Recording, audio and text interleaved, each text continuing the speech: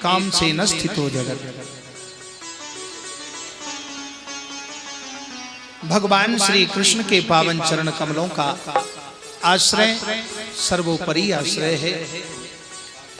जिसको केवल आश्रित रहना आ गया तो वो नंद नंदन हर लीला में, हर क्षण में, हर क्षण में वो दर्शन दे करके उस भक्त को अपनी छत्र छाया में रखते हैं। जैसे भक्त वत्सल भगवान को कहा गया और गाय को कहा गया है वत्सला। गाय को कहा गया वत्सला। वत्सला कैसे? जो नई ब्याई हुई गाय जब बच्चा देती है तो वो बछड़ा जमीन में गिर जाता है, उसमें गंदगी लग जाती है, धूल मिट्टी कीचड़। तो गाय अपने उस बछड़े की गंदगी को अपनी जीभ से चाटती है और जीवा से चाट चाट करके उस बछड़े की गंदगी को दूर कर देती है। वो बछड़ा उठ भी नहीं पाता, फिर भी वो उसको अपने उसकी गंदगी को नहीं देखती। बछड़ा हिष्ट पुष्ट बलिष्ठ और स्वस्थ रहे तो वो जीभ से चाट चाट करके उसकी गंदगी को, मिट्टी को, धूल को सब हटा देती है और बछड़े को हिष्ट पुष्ट बलिष्ठ कर देती है। और 1-2 घंटे में बछड़ा वो ही जो उठ नहीं पाता था वो खड़ा होकर दौड़ने लगता है और वो स्वस्थ हो जाता है। तो गौ को कहते हैं वत्सला और भगवान को कहते हैं भक्त वत्सल। भगवान की शरण में चाहे बड़े से बड़ा पापी आ जाए, भले ही उसमें गलत कर्म रूपी कीचड़ गंदगी दुर्गंध लगी है, यदि उसने अपने सच्चे दिल से भगवान की शरण को अपना लिया तो भगवान अपनी करुणा कृपा दृष्टि से उसके राग द्वेष विषय रूपी गंदगी को कृपा दृष्टि से दूर करके उसको निर्मल करके अपनी शरण में ले लेते हैं, अपना लेते हैं। इसलिए भगवान भक्त वत्सल, भगवान भक्त वत्सल हैं। बोलिए भक्त वत्सल भगवान की जय। जय जय श्री राधे। इस प्रकार भगवान की कथा श्रवण करने का यही फल है। कथांते हवनं कुर्यात्। तो भागवत कथा सुनते समय एक तो क्षौर क्रिया ना करें।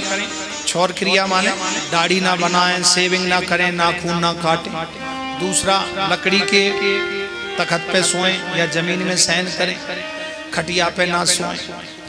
तीसरा नियम, गाली ना दें, बुरा ना बोलें, किसी से झूठ ना बोलें। 7 दिन का कथा सुनने का नियम है। 8वें दिन तो फिर कुछ भी करें, हाँ, लेकिन जब तक कथा सुने, जब तक कथा सुने तब तक का नियम है। तभी वो कथा का नियम है ना। जैसे हर गाड़ी चलाने के रूल्स हैं, नियम है। क्लिच ब्रेक, स्टीयरिंग का दर घुमाना है, वो नियम है सब। ऐसे ये भागवत रूपी गाड़ी में बैठे हो तो सीधी मंजिल तक ले जाएगी, लेकिन इसके नियम है बैठने। किसी को गाली ना दें, किसी की निंदा ना करें और सबकी बड़ाई करें। तुलसीदास जी ने रामचरितमानस लिखी तो सिया राम में सब जग जाए और करहूं प्रणाम जोर जोर। और बंदऊं संत असज्जन सबके चरण बंदन किए, क्योंकि सबकी वंदना करने, सबकी प्रशंसा करने से मन प्रसन्न होता है। इसलिए राम कथा में, हाँ, शाम को महाराज जी की कथा का आनंद लेंगे। अद्भुत कथा महाराज जी की, बड़ी दिव्य कथा। तो कथा सुनने का ये नियम है। जब आप किसी की बुराई नहीं करेंगे तो आपका मन खराब नहीं होगा, प्रसन्न रहेगा। आप किसी को गाली नहीं देंगे, क्रोध नहीं करेंगे तो मन अच्छा होगा। मन खराब कब होता है? जब क्रोध करते हैं, गाली देते हैं, बुराई करते हैं। अच्छा, समय पे खाएंगे, समय पे बैठेंगे तो संयमित शरीर रहेगा, तो आप कथा में किसी प्रकार का विघ्न नहीं होगा। इसलिए कथा सुनने का नियम है। और कथा के 3 श्रोता बताते, बोले श्रोता, सोता और सरोता। बोले कथा तो बढ़िया है लेकिन ऐसी नहीं थी, ऐसी है। सरोता जैसे सुपारी काटते हैं, और एक श्रोता जो वास्तविक गहराई में जाके कथा सुनते हैं, और एक श्रोता कथा में बैठ के थोड़ा सो लेते हैं। 3 प्रकार के वक्ता, वक्ता, विरक्ता और वक्ता। वक्ता जो बकते हैं, बोले हम वहां गए तो हमारे भक्तों ने एयरपोर्ट पर हमको रिसीव किया, फूलों की माला पहनाई, बकना। वहां गए तो हमारा ये स्वागत होगा। ये है बकना, इसको कहते हैं बक्ता। और एक विरक्ता अनुरक्ता, जिसको अनुरक्त होकर के भगवान की कथा कहें। भागवत में लिखा है विरक्तो वैष्णवो विप्रो वेद शास्त्र विशुद्ध कृत दृष्टांत कुशलो धीरो वक्ता कार्यो तिनिस्पृहा। वक्ता कैसा होना चाहिए? विरक्तो वैष्णवो विप्रो।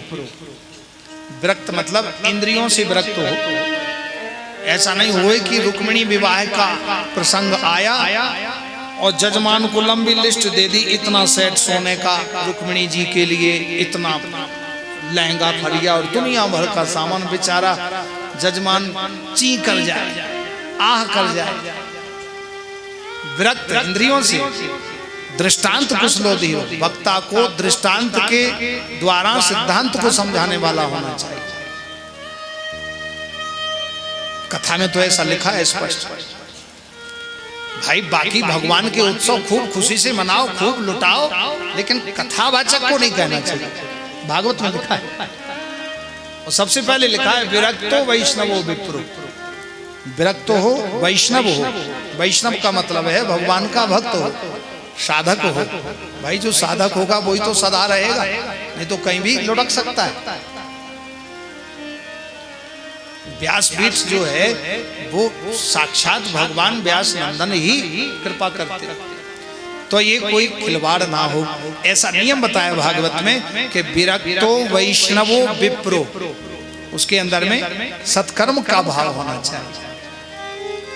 और वेद शास्त्र विशुद्ध कृत, वेद शास्त्रों का ज्ञान होना चाहिए। दृष्टांत कुशलो धीरो, दृष्टांत के द्वारा सिद्धांत को समझाने वाला हो, ऐसा वक्ता होना चाहिए। तब बोले भगवान की